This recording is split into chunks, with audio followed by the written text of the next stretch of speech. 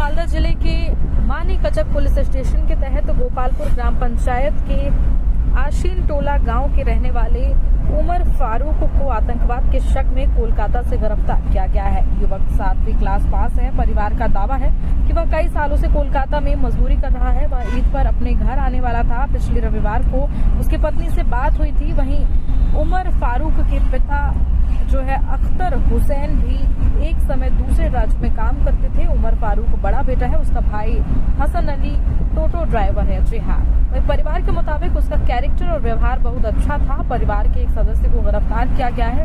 उमर घर के खर्च के लिए हर महीने 5,000 से 10,000 रुपए भेजता था और उन्हें फोन से उसके आतंक के शक में गिरफ्तार होने की खबर मिली। ये खबर मिलने के बाद उसके घर वाले सुबह से रो रहे हैं। दूसरी तरफ उमर फारूक के आतंक के शक में गिरफ्तार होने के बाद पूरे गांव में दहशत का माहौल बन गया है। আমার ছেলেকে আতঙ্কবাদী সাজিয়ে দিয়েছে, আমার ছেলেকে আতঙ্কবাদী সাজিয়ে দিয়েছে। এগুলো শুনছি মোবাইলে টিভিতে দেখাচ্ছে আমার ছেলেকে। 2 মাস আগে এসেছিল আমার ছেলে রমজান মাসে রোজা করার লেগে বাড়ি আসতে চেয়েছিল।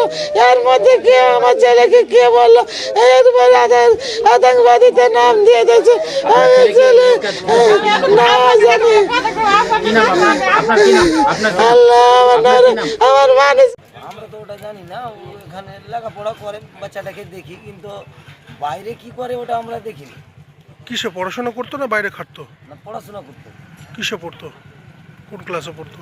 আমি উচ্চ মাধ্যমিক দেখেছি, তারপরে আমাদের সঙ্গে তার ওরকম ই নাই। শিক্ষিত ছিল? হ্যাঁ, শিক্ষিত ছিল। ও কালকে যেরকম মোবাইলে দেখলাম কিংবা আমি এখানে শুনেছি, হ্যাঁ, তো মোবাইলে খবর দিয়েছে যে একটা জঙ্গি হিসাবে কথা বলছে। আচ্ছা। হ্যাঁ, তো ছেলেটা তো আমরা তো আর অতটা জানি না কি করে, কিন্তু আমরা গ্রামে দেখতে পাচ্ছি যে ছেলেটা ওই চাকরির জন্য ছুটাছুটি করে। বলতে পারলাম না, ওই চাকরির জন্যই যেত। কি কি কিসের চাকরি পাওয়ার যোগ্য ছিল? হয়তো পুলিশই, একটা গরিবের ছেলে যদি যে কোনো একটা চাকরি জুটলেই ভালো না। ওটা দেখতে হবে যে ছেলেটাকে কি কারণে, হয়তো কেউ এমন তো আছে যে কেউ হয়তো ফাঁসানো হয়েছে কি কী হয়েছে, ওটা দেখতে হবে।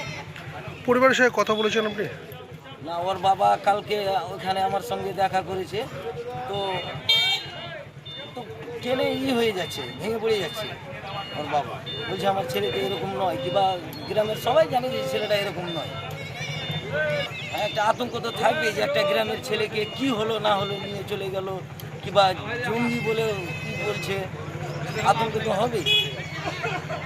কি নাম আপনার? মনিরুল শেখ। কি মেম্বার? হ্যাঁ, মেম্বার।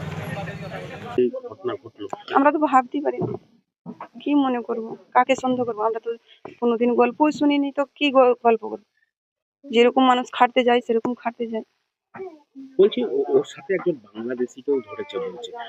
আপনারা কি জানতেন যে কোনো না বাংলাদেশি না থাকতো ওখানে? না, আমরা কোনোদিনই জানি না। আমরা কি করে জানবো? বলেননি ও, আমরা কি ভাববো? আমরা জানি যে খাটতে যায়, আর ও তো বলেনি।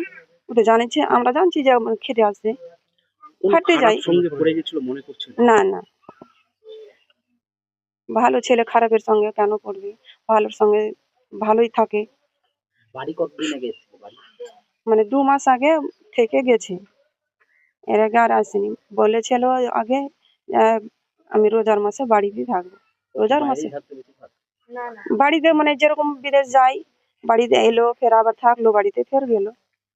বাড়িতে তো কোনো আর কাজ করি না। কোনো আচরণে কোনো পরিবর্তন দেখেছিলেন? না, আমরা কোনোদিন খারাপ দেখিনি। আপনাদের সঙ্গে কথা বলতো? হ্যাঁ, কথা বলতো। কি গল্প করতো? কাকি চলে গেলাম বাইরে, দেখবা তোমার বৌমা থাকলো, আমি আবার আসছি ফিরে, এগুলো বলতো। বাড়িতে অপরিচিত কেউ আসতো? না।